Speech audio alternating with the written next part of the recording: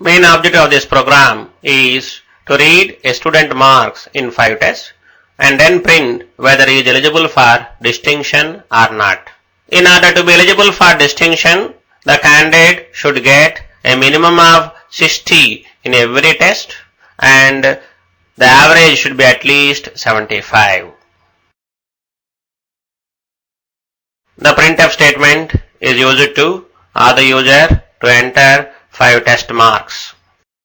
The scanf statement reads 5 values from the keyboard and stores in the variables A, B, C, D, E.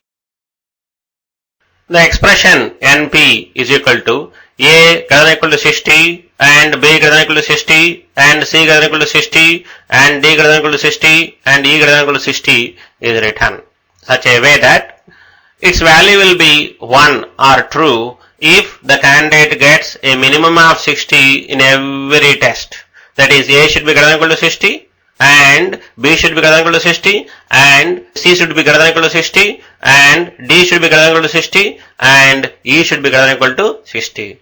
If this condition is satisfied, NP value will be 1, otherwise NP value will be 0. This statement calculates the sum of the student's marks. S is equal to A plus B plus C plus D plus E. We need not require to calculate the average. Rather than calculating the average, we can as well compare the sum with the 375. That is, instead of comparing the average with 75, I propose to compare the sum with 375. Thus, we can save one division operations. Please mind it while writing programs. Preferably, it is recommended that wherever possible, try to alleviate, eliminate some unnecessary computations. This is the entire aspect of the programming. Now, the conditional if statement is used. NP and S greater than equal to 375, this is the condition we have used. If the candidate satisfies these two conditions, that is, NP is true and the total is greater than equal to 375, then he will be made as a distinction candidate, otherwise he is not a distinction candidate.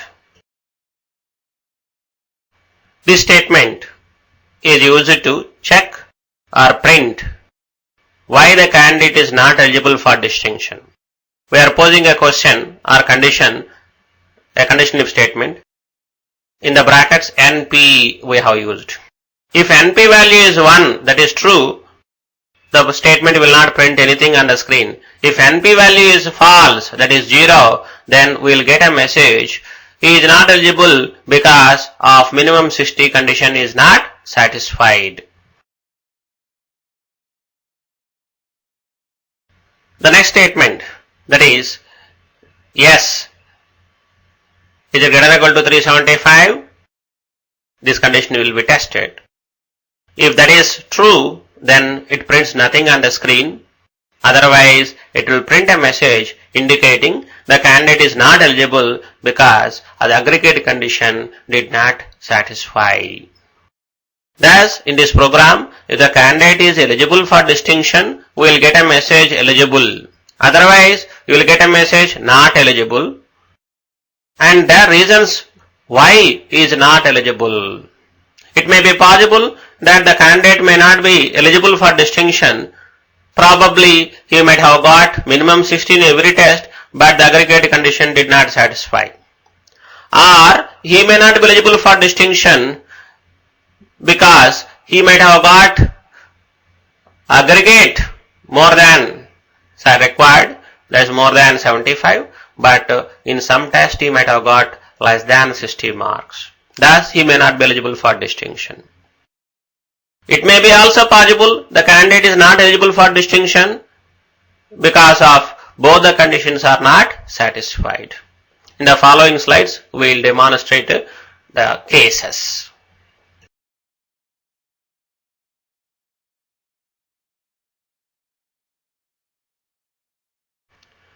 Let us consider the situation that the student marks are 80, 80, 80, 80 and 90. Did you get a minimum of 60 in every test? Yes. thus NP value will be 1. That is true. Now what is the value of sum? That becomes 410. Now when the condition is evaluated, that is NP and S greater than equal to 375, NP is 1, total is greater than equal to 375. Yes, this is also true. Thus we will get a message, he is eligible. The next two statements will be false. NP value is 1, so thus the condition will be false. Then NP value yes greater than equal to 375, that is true, but it will be printed nothing on the screen. So in total what we will be seeing on the screen? Only a message eligible for distinction.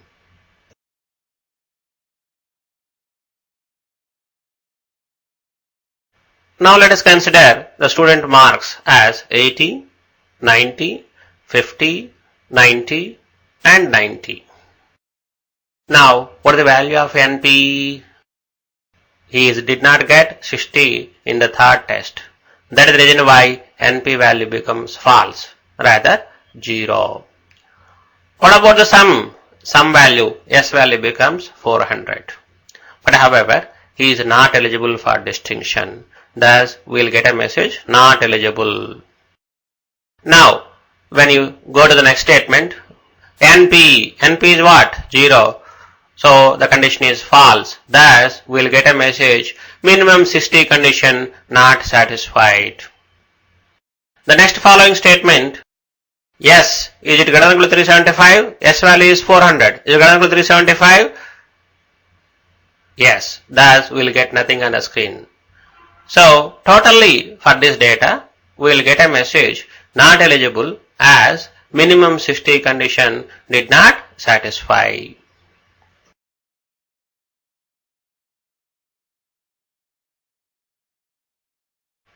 Now let us assume that the student's marks are 60, 60, 60, 60 and 60. So he has passed. Rather I say he has got a minimum of 60 in every test, thus NP value is 1. What about the sum? Sum becomes 300. Thus, when the condition is tested, NP is true, but sum is greater than equal to 375? No, he is not eligible for distinction. So thus we will get a message, not eligible for distinction. Now the next statement, NP value is 1. Is it true? Yes. Thus we will get nothing on the screen. Now, yes, is it greater than 375? No. Thus we will get a message, not eligible as aggregate condition is not satisfied.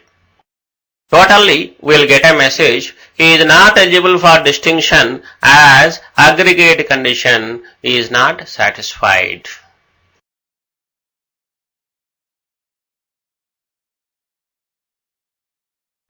Now consider the student marks as 56, 60, 60, 60, 60 and 60. Thus NP value becomes 0. That is, in one test he has got less than 60. So thus we will get 0. For this total, yes, it is 296. Thus, he is not satisfied minimum 60 condition and aggregate condition both, thus he is not eligible for distinction. So thus we will get a message, not eligible as minimum 60 not satisfied, aggregate is not satisfied from this program.